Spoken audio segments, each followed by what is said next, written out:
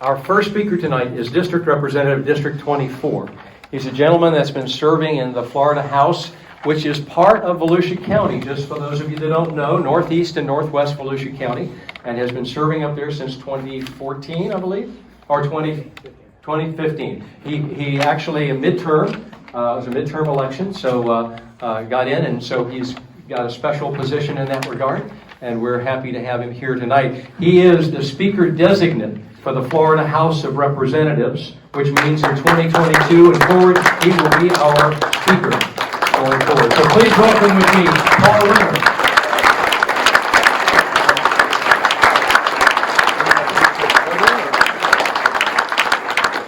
Well, I'm just going to walk around. You guys can hear me okay? Well, thank you very much, Paul. And it's great, really great. Am I supposed to stay still, Vic? Well, no, you can walk around. Just give me notice. That's all right. Well, and it's great to be with you. Man, what a great crowd. I was talking to Eli on the way in because he's young. He didn't remember the Tea Party wave that happened in 2010. Most of you remember that. I remember going as a naval officer, and I probably shouldn't have been in uniform, Eddie, but we were, in the D.C. area, walked over and saw one of the rallies they had there, and you could just feel the momentum. And I really feel like we're poised for that kind of election, I hope, for this country's sake in 2022. But I want to just say, and how thankful I am to each and every one of you that we had an amazing night in the state of Florida, because of the people in this room and others across the state that did the hard work of not only voting, but making phone calls, text messages, bending the ear of a friend that was on the fence, weren't sure that they were going to vote or not, or who they were going to vote for, and making sure that we had an amazing outcome, at least for the state of Florida, where we picked up a Senate seat in the state legislature and flipped five Democrat seats to Republican. Nice. Where we have a 78. It is also a pleasure tonight to have with us my good friend Webster Barnaby, who is a new member, a freshman member of the Florida House.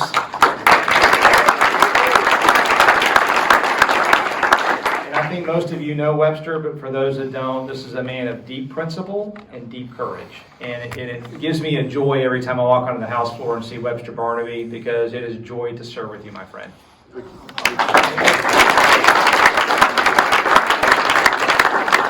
So I have a special thing to share with you tonight, and so I'm going to talk to you a little bit about the session and what's happening in Florida and some of the things that excite me and some of the things that worry me. And I'm sure there's a lot of things that excite you and worry you in today's times as well, and then take some questions.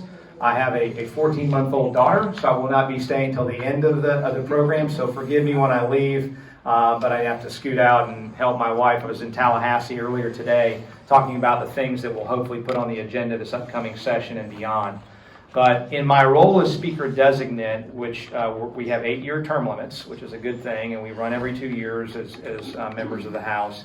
And so the 2 years before you're about to become Speaker, you're the Speaker-Designate, and you're responsible for the entirety of House campaigns, meaning the 78 members that I mentioned that are now incumbent Republicans, making sure those folks get reelected, and hopefully we win some more. And we go on offense. And so that's my role. I have to go out and raise money. I have to travel all over the state. It's a grind, okay? I mean, we have full-time jobs. We're a part-time legislature, but we're also having some fun with it. And so one of the things that we did in my role running House campaigns is I wanted to try to break through the media barricade, because as we all know, we can do great work over in Tallahassee. You'll never know about it. And whatever happens, they try, take something we've done, distort it beyond all recognition, and then report it as the truth. And so we all, at this point, have to kind of rely on each other for news, because we can't really get it from the people that are supposed to provide it to us.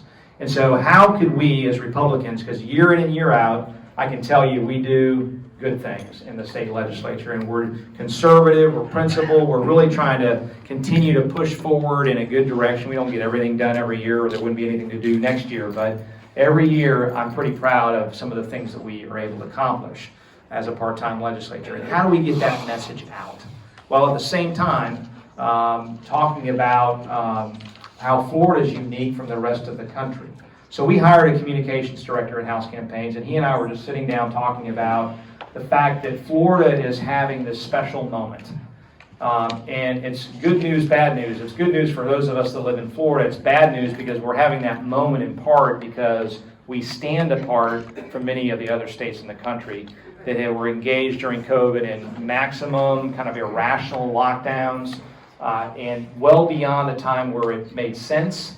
One of the great tragedies, I think, in COVID is the fact that children were kept out of school and lost a full year. Many of those children could not afford to do that.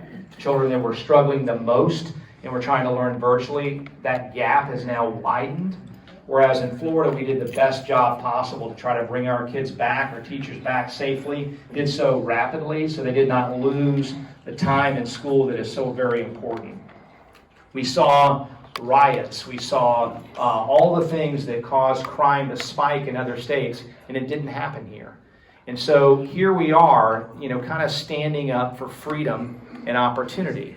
And I saw somebody's shirt on the way in, which I love, is, make America Florida again. And really, right?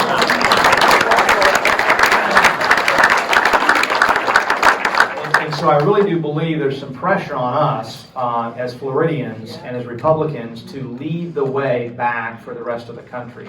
All eyes are on Florida, and we see the decisions that our governor made during COVID to say we can fight a virus and still keep our lives together and still keep our economy together. Instead of defunding the police, in Florida we defend the police.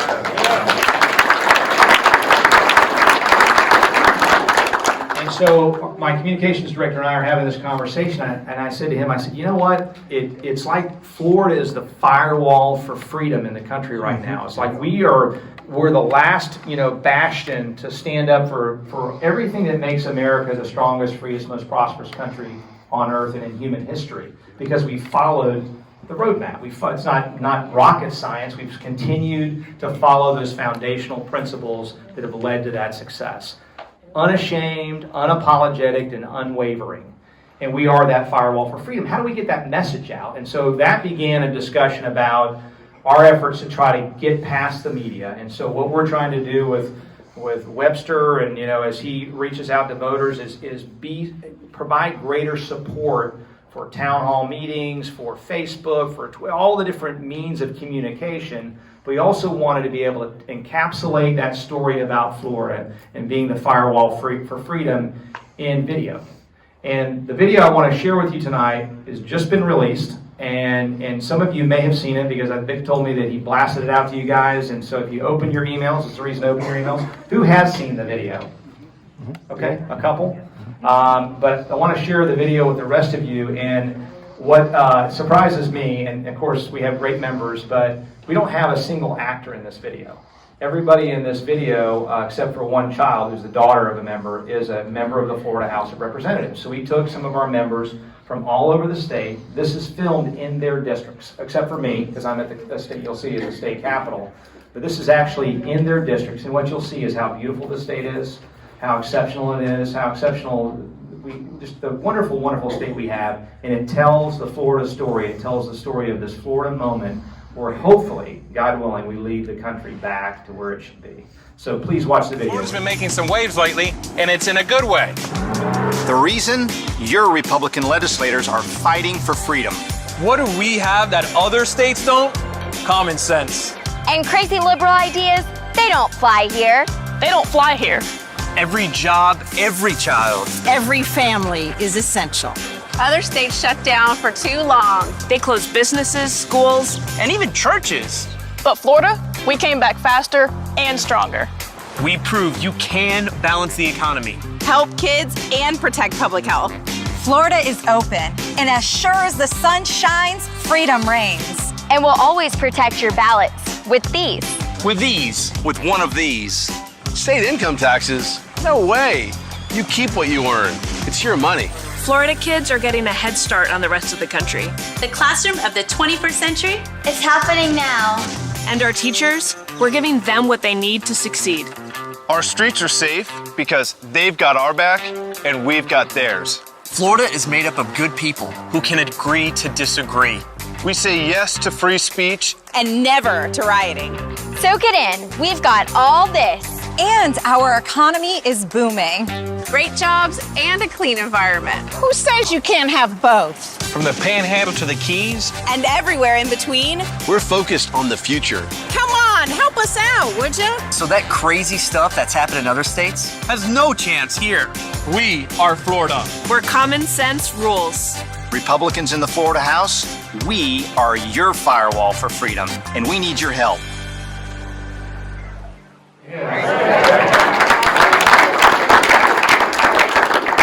So anyway, we had a lot of fun with that. As you can see, it's a positive message, and with all the challenges we have, and they are many in this country, we wanted to tell the positive story, and that is that more freedom leads to better results. It leads to better opportunity for people. It leads to safer streets. And it's universal. These are universal values. It's not about this person versus that person, men versus women, this color versus that color. It is for everyone. And freedom has worked and will continue to work if we embrace it. And so know that your Florida legislature in the House and the Senate has good people. We don't get everything right, but we are consistently pushing forward towards greater conservative principles and making sure that Florida goes to the next level. And we have a great governor and a partner to do that.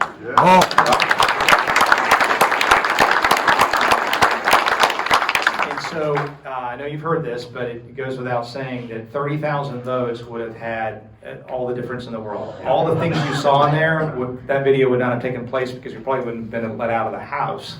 But what we do have is a governor who is equally principled, equally courageous, who we are lockstep on virtually everything. And so because of that, we're getting a ton of stuff done. And I really feel optimistic about next year. I know after the 2020 election, a lot of us were ready to go slit our wrist or curl up in a ball somewhere, but there's a lot of good that's happening. And I think some of the overreach, some of the things that certain people certainly did not vote for in 2020 that you see coming out of Washington, D.C., there's going to be a backlash. And I think the other area, I don't know if we have any school board members here. I mean, I think we need to think a lot about recruiting people into school boards. I think school boards, you're going to see a tidal wave in that area as well because of some of the things that are being peddled in our schools. On the one hand, people don't want to come to work, to teach, and at the same time, when they do come, teaching principles that are extremely divisive, extremely mischaracterizing of our country. And so we're going to address that again. We'll address that this session. This past session, we had an elections bill that makes sure that something as important as your ballot is treated with the respect it deserves, meaning we don't leave drop boxes unattended. You wouldn't leave your wallet or purse in a drop box overnight unattended. You shouldn't leave your ballot out there. Restricting ballot harvesting. We did things on HB1 with respect to public safety to say that police that are attacked, we're going to have stiff penalties against that. We're going to make sure that local governments can't defund the police because of all the ideas and all the progress we can and should make to make the rule of law something that everyone feels equally situated in, and make sure that we are a place that provides justice for all. We cannot go down that route. That is the dumbest, most spectacularly dangerous idea I've ever heard in my 50 plus years. And what we've seen is really devastating crime. And the people that are being hurt the most are in our urban communities. Many of our minority communities are being hurt the most by that. And I think there's a recognition of that. And so we also had bills that addressed big tech and the effort to cancel people that disagree with the kind of the oligarchs of big tech. And so that bill is moving through, and obviously there's a federal response that is probably the right way to handle that ultimately. But we did what we thought we could at the state level. We had a bill that dealt with sports, some of the fairness and boys competing in girls sports, which has become a thing. And for us, that was a fairness issue. It's not fair for a girl who spent her career or time in, coming up through high school, who's competing for a scholarship, to have someone who is a male gendered person to come in and compete against them and knock them from first place to second or third and lose that scholarship. It's a fair.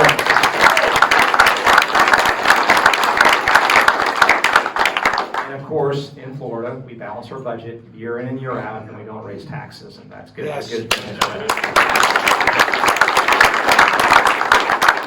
One final issue from this past session that I'll address is the executive orders that we saw across the country. Fortunately, we had a governor that knew, what the right limits were for that. But we saw in some cases in local government where it really got out of hand. And so we passed a bill that restricts the use of executive orders at the local level. We have a system of checks and balances. The executive branch, whether it's a mayor or a governor, should not engage in legislative activity and making law or becoming a judge. They have their lane, just like judges have their lanes, and we have our lanes. And we saw that throughout COVID in a pretty dramatic way. And it's really, really important that we not only address that at the local level, and I've talked with the governor and his staff about extending that to our own state laws with respect to gubernatorial executive orders, because one day Ron DeSantis will not be in the governor's mansion. And when you look at the statute, as I have, I think there's too much wiggle room in that, where somebody could say we've got a gun violence crisis, so we're going to ban the sale of weapons, or we have a climate crisis, we're going to prevent, as some city council men and women in Tampa wanted to ban the importation of fossil fuel, petroleum, gas, things like gas, through the port of Tampa. Well, most of our gas comes from the port of Tampa. And so in a hurricane, having that, and this was a kind of a climate change type thing. Shoot it! Oh, I thought the cops were coming. You may need a ride later. Hopefully his car's still there. And so, and where was that? Executive orders. And so we're going to look at that as well. It's really concerning to me that we make sure that we built a house that has strong checks and balances. The whole idea, and one of the brilliant things about our founders, is realizing that human beings are human beings. And it's great if you got a Ron DeSantis in office, but you don't always have that. And you really have to have those checks and balances that are firmly in place. And over time, and certainly in times of crisis, that comes under strain. And we've seen, unfortunately, politicians on the left take advantage of that in ways that violate basic core American principles. The other area I'll share with you that we are, and I'm certainly focusing more and more on, is what is happening on college campuses. And I read a really well-written but deeply disturbing letter about the college I went to, which is a little liberal arts school up in North Carolina, about how much it's changed. Great reputation, but they've gone in a direction that is basically embraced a doctrine that is not. It can't be called liberal, because this new doctrine is not the liberals you grew up with, who believe in the rule of law. And we're different. They maybe want to tax more, spend more if they get into government. Maybe they don't support national defense as much as we do. But they believe that everybody's got a right to speak their mind and have the differences of opinion. This new movement is an illiberal movement, yes. And it's being promoted on college campuses to the effect that unfortunately many of the people that we would call the elites in society have adopted that. We have under our noses allowed for the universities not to become academic institutions, really to become seminaries of a very aggressive secular religion. And that religion views this country as irredeemable, unfixable, that needs to be burned to the ground with something in its place that resembles Cuba more than it resembles this country. So when people tell you they're progressive, that suggests progress, and progress suggests a destination. It would be nice to know for them to come out and come clean with the rest of us on what the destination is that they intend to take us. And I think it's pretty obvious from some of what you see in the news today, and I can tell you that we are absolutely committed to fighting back in the Florida House of Representatives.